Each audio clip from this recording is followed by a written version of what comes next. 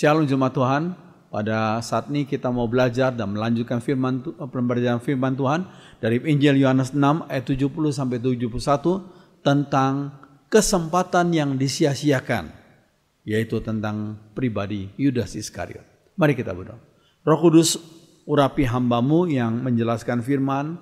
Roh Kudus, Roh kebenaran membimbing setiap kami yang mendengarkan dan merenungkan firman.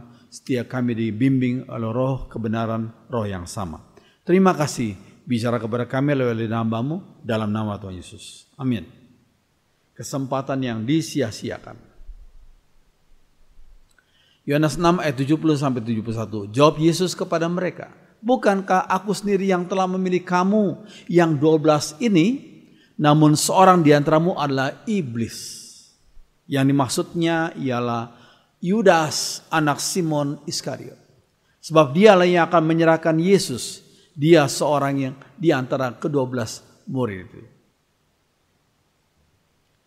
Tanpa pertolongan Roh Kudus, kita, saudara dan saya, mungkin bisa bersikap seperti Yudas Iskariot yang menjual Yesus dengan uang 30 keping perak. Kalau kita hidup pada zaman itu, 2000 tahun yang lalu, mungkin saudara dan saya juga bisa bersikap yang sama seperti Yudas Iskariot itu. Seseorang tidak perlu bersikap superior terhadap Yudas Iskariot. Kalau tanpa pertolongan Roh Kudus, kita juga tidak mampu untuk taat pada prinsip firman Tuhan. Dan kita tidak bisa juga percaya pada Yesus. Karena kita adalah orang berdosa yang secara natural kita selalu menolak akan tawaran juru selamat itu. Kita sekarang bisa mencari Tuhan, menerima Yesus. Itu karena Roh Kudus yang bekerja lebih dahulu dalam hati kita masing-masing. Puji Tuhan. Sekalian lihat Yohanes 12 ayat 4 sampai 6. Tapi Yudas Iskariot, seorang dari murid-murid Yesus yang akan segera menyerahkan dia, berkata, mengapa minyak narwastu ini tidak dijual 300 dinar dan uangnya diberikan kepada orang-orang miskin?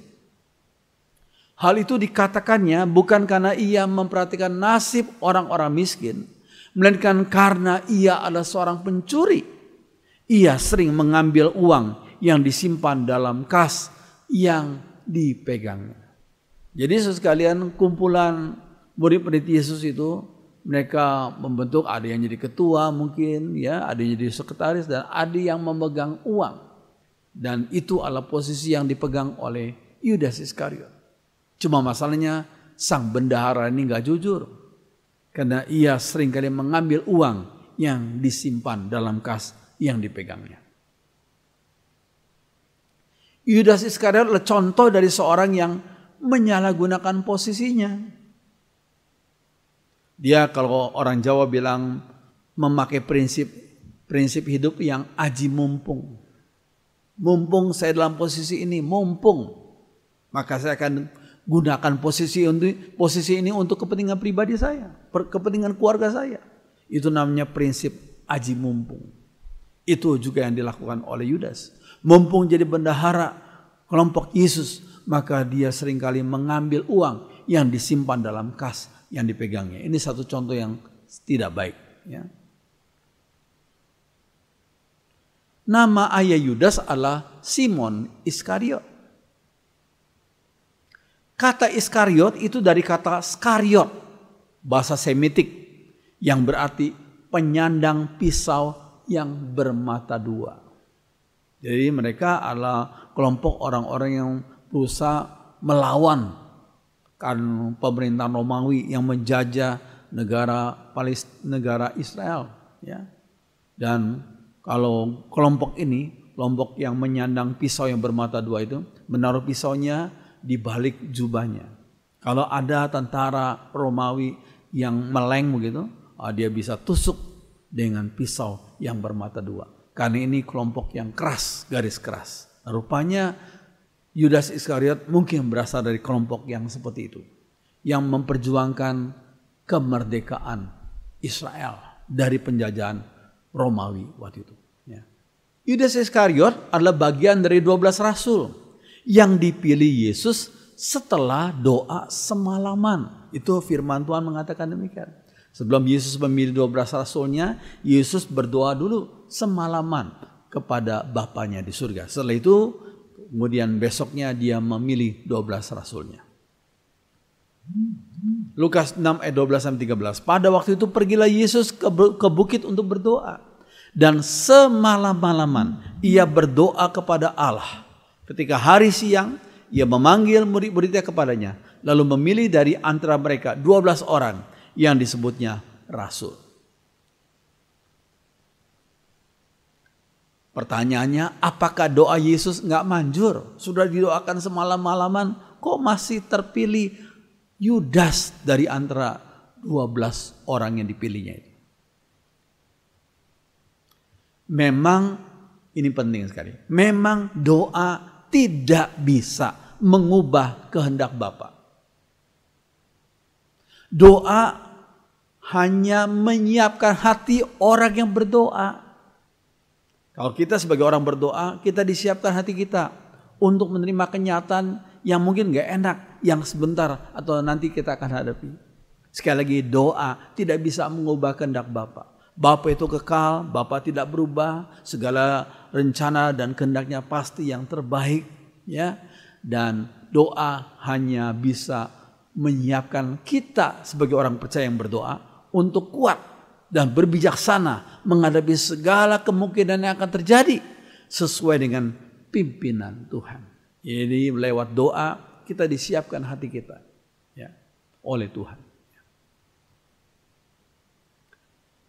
Pertanyaan berikutnya, apakah Yesus salah pilih muridnya? Tuhan tidak pernah salah pilih. Ini penting. Walau Yudas Iskariot pernah dididik oleh sang guru agung yaitu Yesus, tapi Yudas menyia-nyiakan kesempatan untuk belajar dengan baik-baik. Ya, ini penting sekali. Walau Yudas pernah dididik oleh sang guru agung, tapi ternyata karena memang manusia berdosa, menyia-nyiakan kesempatan untuk belajar dengan baik-baik. Itu menyatakan sifat alamiah manusia yang berdosa, yang tidak bisa percaya kepada Yesus dengan kemampuannya sendiri.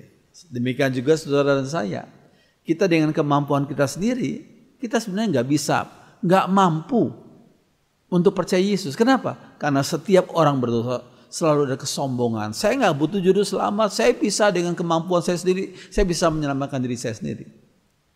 Kalau kita bisa percaya Yesus dan butuh juru selamat yaitu Yesus, itu karena Roh Kudus yang sudah bekerja menyadarkan kita akan kebutuhan akan juru selamat dan keinsafan, kesadaran bahwa diri kita orang yang berdosa, yang nggak bisa menyelamatkan diri sendiri. Ini penting sekali. Ingat 1 Korintus 12 ayat 3. Ini kata Rasul Paulus ya.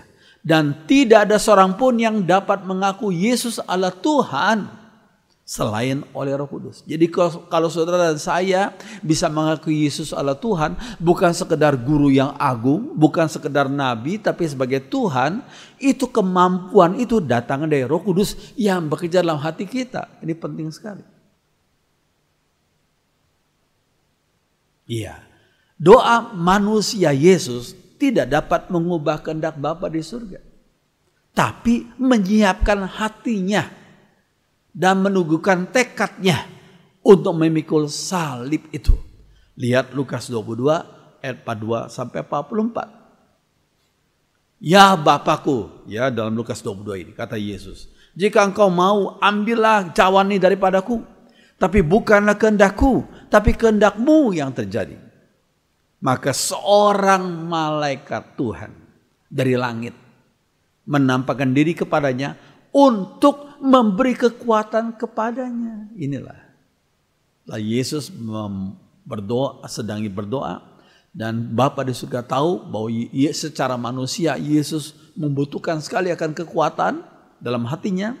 Maka Bapa surga kirim seorang malaikat dari langit yang menampakkan diri dan memberikan kekuatan kepada Yesus. Puji Tuhan. Ia sangat ketakutan dan makin bersungguh-sungguh berdoa. Ia Bagaimana hasil dari penguatan oleh malaikat Tuhan kepada Yesus itu? Lihat Yohanes 18 4 sampai ayat 6 sampai 6. Maka Yesus yang tahu semua yang akan menimpa dirinya maju ke depan dan berkata kepada mereka, "Siapakah yang kamu cari?" Ya, Yesus bertanya kepada orang-orang yang datang berombongan ya. Mereka pakai obor, mereka malam-malam mereka cari. Yesus tanya kepada mereka, "Siapakah yang kamu cari?" Jawab mereka, "Yesus dari Nazaret." Ya, di tempat yang gelap dengan obor. Lalu Yesus menjawab, katanya kepada mereka, "Akulah dia." Dengan berani, nggak takut, dengan berani. Setelah malaikat Tuhan menguatkan dia, ya, Yesus berani berkata, "Akulah dia." Ketika ia berkata kepada mereka, "Akulah dia," maka mundurlah mereka dan jatuh ke tanah karena mereka kaget sekali. Kok ada orang yang begitu berani? Orang yang mau ditangkap kok malah tidak lari tapi malah berani menyatakan diri, "Akulah dia." Terus sekali ini luar biasa. Itu salah satu buah daripada pertolongan dari malaikat di surga yang menguatkan manusia Yesus itu. Puji Tuhan. Yesus bersikap teguh dan berani menghadapi salib. Nama Yudas adalah nama umum dalam Yudaisme agama Yahudi abad ke-1 Masehi.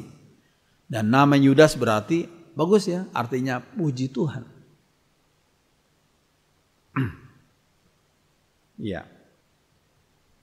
Nama belakang Iskariot itu berarti manusia Keriot, sebuah kota di selatan Yudea. Saudara lihat dalam gambar denah itu, peta itu.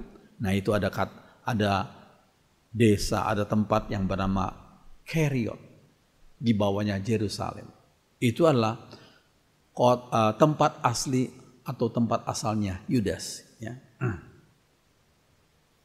Ini berarti Yudas adalah satu-satunya di antara 12 murid Yesus yang bukan berasal dari Galilea. Dari 12 rasul itu satu-satunya yang bukan Galilea tapi dari daerah Yudea itu adalah Yudas dari Keriot. Ya. Apakah ada prestasi Yudas Iskariot? Nah, kita bertanya ya. Apakah ada prestasinya sih Yudas ini? Ia adalah salah satu dari 12 murid Yesus yang pertama. Ya. Yang kedua, ia banyak melakukan tur misi bersama dengan Yesus dan belajar di bawah bimbingan Yesus selama 3,5 tahun.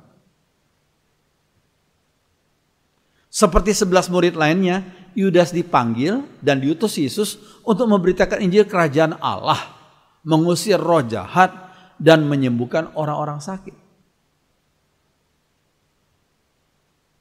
Pertanyaannya yang berikutnya adalah, apakah ada mujizat yang pernah dilakukan oleh Yudas Iskariot dalam nama Yesus? Itu pertanyaannya. Apakah ada mujizat yang Yudas pernah lakukan dalam nama Yesus? Mungkin saja ada, ini jawaban saya ya.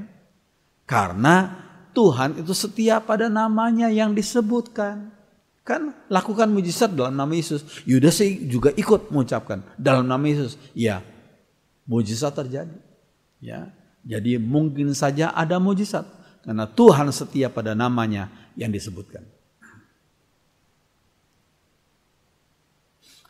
Hak istimewa yang dikaruniakan kepada Yudas Iskariot itu apa saja sih? Yang pertama, Yudas diberi hak istimewa oleh Tuhan karena dia hidup pada zaman Yesus, sang guru paling agung yang melayani di dunia ini. Ya, itu yang pertama. Hak istimewa yang pertama. Ya. Orang Yunani kuno ya pernah berkata, "Aku berbahagia karena aku dilahirkan sebagai pria bukan wanita, sebagai tuan dan bukan budak. Dan yang paling membuatku bahagia adalah aku dilahirkan sejaman dengan Sokrates," kata mereka. Ini dari mereka yang hidup pada zaman Yunani kuno ya. Kenapa demikian? Karena Sokrates adalah seorang filsuf yang hebat, yang terkenal sampai sekarang ini. Orang-orang zaman sekarang ini ingat 3 filsuf yang terkenal dari Yunani kuno, yaitu Sokrates, Plato, dan Aristoteles. Ya, jadi ini adalah salah satu perkataan daripada orang yang hidup pada zaman Yunani kuno. Ya, aku dilahirkan, aku bangga karena aku dilahirkan sejaman dengan Sokrates. Kalau sejaman dengan Sokrates saja membuat mereka bangga, apalagi orang-orang yang hidup murid-murid Tuhan, termasuk Yudas Iskariot yang pernah menjadi murid-murid Yesus sang guru agung ini, yang lebih hebat daripada Sokrates. Ini luar biasa. Ya. Yang kedua, hak istimewa yang kedua. Yudas mempunyai kumpulan kawan yang terbaik. Ia dikelilingi oleh para rasul pilihan Tuhan, sehingga seharusnya mereka dapat saling belajar. Yudas satu perguruan dengan Petrus, Yohanes, Yakobus. Ya, satu perguruan dengan Andreas, satu perguruan dengan yang lain 12 rasul itu. Ya, luar biasa, ya. Itu adalah kumpulan kawan yang terbaik. Ya. Ini hak istimewa yang kedua yang diberikan Tuhan kepada Yudas, ya. Tetapi sayang Yudas Iskariot menyia-nyiakan kesempatan itu. Tidak semua orang yang diberikan kesempatan yang baik, yang bagus, dapat menggunakan kesempatan dengan sebaik-baiknya. Ada orang yang menyia-nyiakan seperti Yudas itu. Dia menjadi salah satu murid daripada Yesus, tapi dia sia-siakan kesempatan itu. Yang ketiga, hak istimewa yang diberikan kepada Yudas adalah Yudas itu punya guru yang terbaik dan teragung di dunia. Ya. Guru yang terbaik. Siapa? Yaitu Yesus. Guru yang teragung di dunia. Guru adalah faktor terpenting dalam dunia pendidikan. Ini penting sekali. Ya. Kalau kita mau tanya, kalau kita mau masukkan anak kita di satu sekolah atau tempat universitas, kita bertanya dulu, siapa sih gurunya? Siapa yang akan mengajar anak saya? Oh, ternyata si A, si B, si oh itu hebat. Makanya orang, oke, saya serahkan anak saya untuk dididik. Oh sekalian, guru adalah faktor terpenting dalam dunia pendidikan. Namun hanya satu kali Yudas Iskariot bertanya kepada Yesus, dan pertanyaan ini cuma satu kali itu dilakukannya dengan pura-pura. Lihat Matius 26 ayat 25.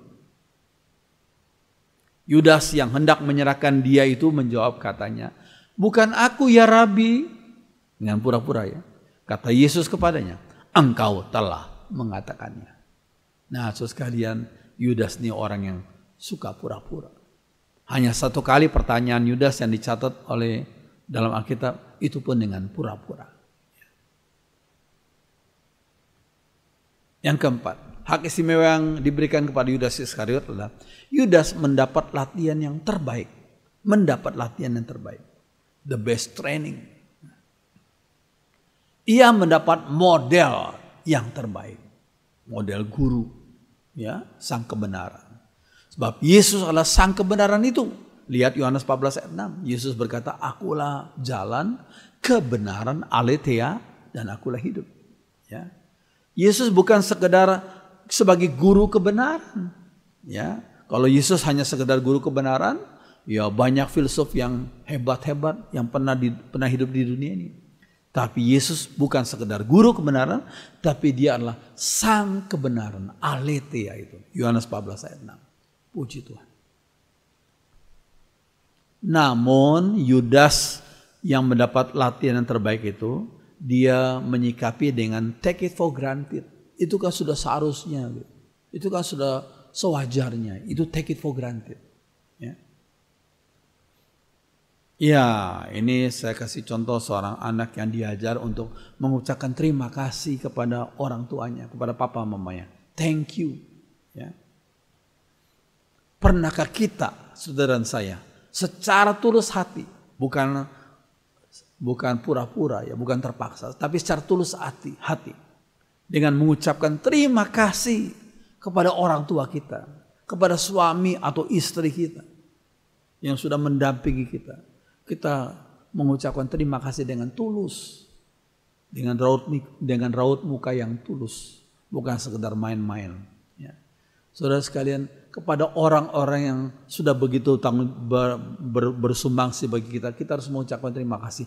Apalagi kepada Tuhan yang setiap saat menolong kita. Yang sudah mengampuni dan memberikan kita hidup yang kekal. Kita harus sungguh-sungguh bersyukur, berterima kasih kepada Tuhan. Puji Tuhan. Yang kelima, hak istimewa yang dikaruniakan pada Yudas Iskariot adalah Yudas itu jatuh di bidang yang ia rasa kuat. Nah ini, di bidang yang ia rasa kuat malah ia jatuh. Iya, seorang bernama Westcott pernah berkata, cobaan biasanya datang melalui sesuatu yang secara alamiah kita rasa kuat, rasa cocok dan rasa pas. Saya ulangi lagi. Westcott pernah berkata, cobaan biasanya datang melalui sesuatu yang secara alamiah kita rasa kuat, cocok dan pas. Justru di saat itulah kita rasa kita jadi kurang berjaga-jaga. Oh udah mantap kok aku, sudah cocok kok, sudah pas kok. Akhirnya kita nggak berjaga-jaga, nggak berhati-hati, kita jatuh dalam cobaan. Ya. Cobaan justru menyerang seseorang di titik karunia khususnya. Seorang yang pintar ngomong, pintar bicara, bisa jatuh, bahkan sering jatuh ke dalam dosa, dalam kelebihannya itu ya pintar bicaranya itu. Orang yang jago dalam berlogika, justru bisa jatuh ke dalam dosa, dalam kelebihannya itu, dalam berlogika itu. Kenapa dia pikir? Karena dia nggak hati-hati menjaga dirinya. Dia pikir, nggak perlu saya berhati-hati. Oh saya udah biasa, udah pinter kok. Akhirnya dia jatuh ke dalam pencobaan. Di dalam bidang yang dia rasa kuat. Atau karunia khususnya itu. Hati-hati kita. Ya. Mengapa Yudas Iskariot dipilih untuk menjadi bendahara? Bendaharanya tim Yesus ya waktu itu. Ya. Itu memang bidangnya Yudas. Cuma ia menyalahgunakan posisinya. Abuse of power. Menyalahgunakan posisinya. Sayang ya. Iya. 30 keping perak adalah harga yang berlaku untuk seorang budak. Seorang budak pada zaman dahulu. Lihat Keluaran 21 ayat 32. Tapi jika lembu itu menanduk seorang budak laki-laki atau perempuan, maka pemiliknya harus membayar 30 sikal perak pada tuan budak itu. Dan lembu itu harus dilempari mati dengan batu. Bagi Yudas Iskariot dan para imam-imam di Bait Allah, pribadi Yesus hanya dihargai sebagai seorang budak saja. Ini keterlaluan banget ya. Yesus sang guru yang sangat agung sebagai Tuhan bagi manusia. Kok dijual dan dihargai hanya seharga budak saja. Padahal Yesus sebagai Tuhan yang rela merendahkan dirinya. Kisah Matius 26 ayat 25 menyatakan kepura-puraan dari Yudas. Yudas yang hendak menyerahkan dia itu menjawab, bukan aku ya Rabi. Kata Yesus kepadanya, engkau telah mengatakannya. Ini kepura-puraan Yudas, munafiknya. Bukan aku ya Rabi. Dan Yesus tahu. Langsung Yesus menjawab, engkau telah mengatakannya. Yesus tahu hati kita. Lukas bahkan melangkah lebih jauh dengan mengatakan bahwa setan memasuki Yudas. Lihat Lukas 22 ayat 3. Maka masuklah iblis ke dalam Yudas yang bernama Iskariot, seorang dari ke-12 murid itu. Ya. Mengapa setan bisa memasuki hati Yudas? Ini pertanyaannya. Ya. Karena Yudas tidak sungguh-sungguh pernah mempersilahkan Yesus masuk ke dalam hatinya. Ini jawabannya. Kenapa setan bisa memasuki hati Yudas? Karena Yudas tidak sungguh-sungguh pernah mempersilahkan Yesus masuk ke dalam hatinya. Ya kalau sudah ada Yesus dalam hatinya, Yesus melalui Roh Kudusnya masuk dalam hati kita, setan nggak bisa masuk ke dalam hati kita. Ya. Tapi kalau Yudas dia nggak sungguh-sungguh, ya akibatnya setan masuk dalam hati Yudas. Ya. Yudas Iskariot membuat pilihan sadar untuk mengkhianati Yesus. Lihat Lukas 22 ayat 48.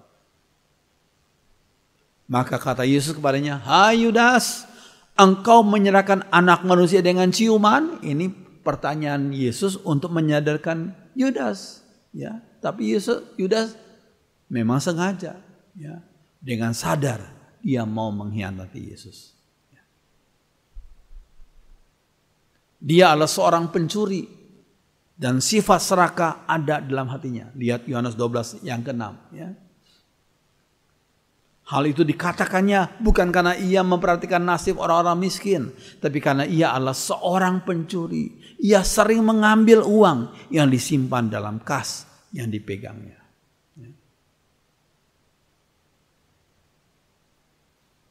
Yesus tahu hati Yudas tertuju pada kejahatan. Dan Yudas tidak mau bertobat. Yesus sangat tahu hal itu. Ya. Yohanes 6 ayat 70. Jawab Yesus kepada mereka, "Bukankah aku sendiri yang telah memilih kamu yang 12 ini? Namun seorang di antaramu adalah iblis." Itu siapa? Yaitu Yudas. Yesus tahu hati Yudas. Yohanes 17 ayat 12. "Selama aku bersama mereka," ini dalam doa Yesus, ya, "aku memelihara mereka dalam namamu. Itu namamu yang telah engkau berikan kepadaku. Aku telah menjaga mereka dan tidak ada seorang pun dari mereka yang binasa selain daripada dia yang telah ditentukan untuk binasa." Kata dia yang telah ditentukan untuk binasa itu dalam bahasa Inggris adalah the son of destruction. Anak kebinasaan. Supaya genaplah yang tertulis dalam kitab suci. Nah, saudara sekalian, kita sedikit mau belajar, ya. Kata dia yang telah ditentukan untuk binasa, tapi itu dalam terjemahan Indonesia, tapi dalam bahasa Inggris adalah the son of destruction. Bedanya apa? Nah, ini ada perbedaan antara dia yang telah ditentukan untuk binasa dalam terjemahan saudara dan saya dengan the son of destruction, anak kebinasan. Bedanya apa? Ya, kita mau bandingkan, ya. Misalnya, dia yang telah ditentukan untuk nakal, misalnya gitu. Dia yang telah ditentukan untuk nakal. Tapi beda jikalau kalimatnya adalah anak nakal, sebutannya anak nakal. Kalau disebut dia tuh anak nakal, berarti memang pilihan sendiri. Pilihan anak itu sendiri untuk nakal. Tapi kalau dia yang telah ditentukan untuk nakal, berarti dia dipilih untuk jadi nakal gitu. Tidak. Ada orang tuh, anak yang nakal tuh berkata, "Ini bukan tanggung jawabku karena aku dipilih, ditentukan untuk nakal. Ini bukan tanggung jawabku." Tidak. Tapi kalau kamu tuh anak nakal, berarti pilihanmu untuk jadi anak nakal. Demikian juga harusnya kalimat itu adalah the son of destruction, anak kebinasaan, karena dia pilih sendiri untuk menjadi anak kebinasaan. Yudas itu memilih sendiri untuk jadi anak kebinasaan. Semua manusia sebenarnya cocok untuk disebut dengan sebagai anak kebinasaan. Ya, karena kita semua orang berdosa. Hati kita, imajinasi kita, perbuatan kita, perkataan kita. Namun karena anugerah Tuhan, by the grace of God, sebagian orang dikaruniakan hidup kekal karena beriman kepada Yesus. Puji Tuhan.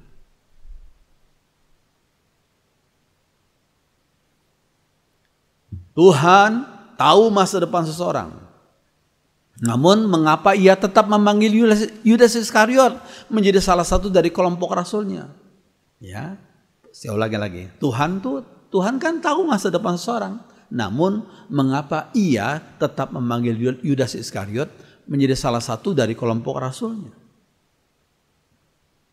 Yang pertama, untuk membuktikan betapa rusaknya sifat alamiah manusia yang secara umum diwakili oleh Yudas Iskariot. Ya, untuk membuktikan betapa rusaknya sifat alamiah manusia yang berdosa nih, yang secara umum diwakili oleh Yudas Iskariot. Walau sudah diberi kesempatan, tapi tetap saja disia-siakan karena memang sifat alamiah yang manusia yang berdosa seperti itu. Ya. Yang kedua, untuk menghibur para guru Kristen dan para gembala sidang jemaat Tuhan yang telah melayani dan mengajar dengan baik, dengan setia, mungkin dari orang-orang yang kita layani, mungkin saja ada salah satu dari murid atau jemaat yang kita gembalakan menjadi seperti Yudas Iskariot. Jangan kaget, karena Yesus pun sebagai guru agung mempunyai satu Yudas Iskariot. Demikian juga murid-murid Tuhan yang setia melayani menggembalakan, mungkin dari orang-orang yang digembalakan tuh mungkin saja timbul orang seperti Yudas Iskariot. Jadi jangan kaget ya. Siapakah guru agung yang lebih baik daripada Yesus? Ternyata ada juga Yudas Iskariot. Ya. Iya, tindakan penghiyatan Yudas Iskariot adalah bagian dari nubuat kitab suci. Itu berarti Allah sudah mengetahui lebih dahulu sebelum sesuatu terjadi. Ya. Dari mana? Dari Mazmur 41 ayat 10. Bahkan sahabat karibku yang kupercayai, yang makan rotiku, telah mengangkat tumitnya terhadap aku. Ini adalah salah satu nubuat tentang Yudas Iskariot. Ya. Ingat, selama kita masih hidup dan masih bernafas, nggak ada kata terlambat untuk datang kepada Tuhan, untuk memohon ampun dosa dan bertobat. Berpalinglah dari arah yang salah kepada arah yang benar. Berpalinglah dari motivasi yang keliru kepada motivasi yang benar. Ini penting. Bahwa selama kita masih bernafas, masih ada kesempatan untuk bertobat, untuk memperbaiki diri, untuk minta pengampunan dosa.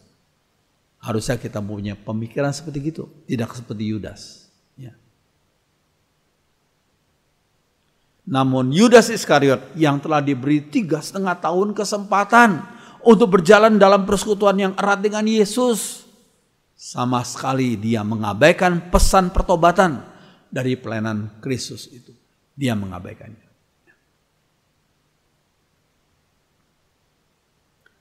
Apakah sebelum mengembuskan nafasnya yang terakhir, Yudas Iskariot diberikan kesempatan untuk bertobat? Sekali lagi ini pertanyaannya. Apakah sebelum mengembuskan nafasnya yang terakhir, Yudas Iskariot diberikan kesempatan untuk bertobat? Pertanyaannya ya, jawabnya apa? Tidak. Tidak. Yohanes 17 ayat 12, kembali kita baca. Selama aku, kata Yesus, bersama mereka, aku memelihara mereka dalam namamu, yaitu namamu yang telah engkau berikan kepadaku. Aku telah menjaga mereka dan tidak ada seorang pun dari mereka yang binasa selain pada dia yang telah ditentukan untuk binasa. Yang dia sebenarnya terjemahan yang kurang tepat harusnya adalah the son of destruction, anak kebinasaan. Ya. Supaya genaplah yang tertulis dalam kitab suci. Ya. The son of destruction, anak kebinasaan. Itu menunjuk pada satu orang, yaitu Yudas Iskariot. Saya sudah jelaskan tadi ya. Iya, Yudas Iskariot pernah menjadi anggota dari 12 rasul Yesus, namun ia nggak pernah menjadi bagian dari umat pilihan Allah yang tertulis dalam Efesus 1 ayat 4. Saya ulangi lagi ya. Yudas Iskariot pernah menjadi anggota dari 12 rasul Yesus, namun ia tidak pernah menjadi bagian dari umat pilihan Allah yang terdapat dalam Efesus 1 ayat 4. Katakan apa? Sebab di dalam dia, dalam Yesus, Allah telah memilih kita sebelum dunia dijadikan, supaya kita kudus dan tak bercacat di hadapannya. Yudas nggak termasuk bagian dari umat pilihan ini. Ya. Amin. Biarlah firman Tuhan menjadi berkat bagi kita semua. Biar kita hidup setia mengiring Tuhan dan Roh Kudus menolong menguatkan kita untuk hidup berkenan di hadapannya. Mari kita berdiri, kita nyanyikan satu lagu. Ku mau setia karena ku dipercaya.